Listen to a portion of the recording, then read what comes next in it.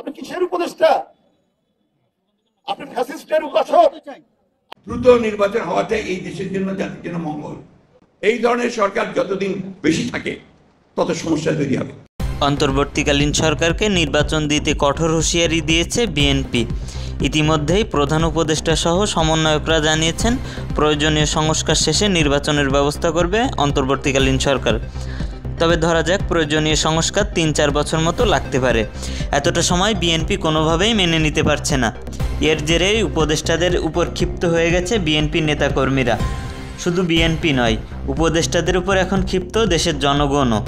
তাদের দাবি, যারা উপদেষ্টা হবার যোগ্য নয়, যারা আওয়ামী লীগের দোসর ছিল, তাদের উপদেষ্টা বানানো হচ্ছে।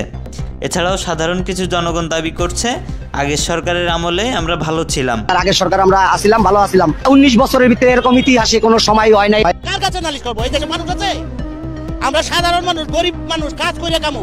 শেখ হাসিনার আমলে আমরা ভালো ছিলাম। এরকম চলতে থাকলে আমাদের আবারও আন্দোলনে নামতে হবে, তাছাড়া কোনো উপায় থাকবে না।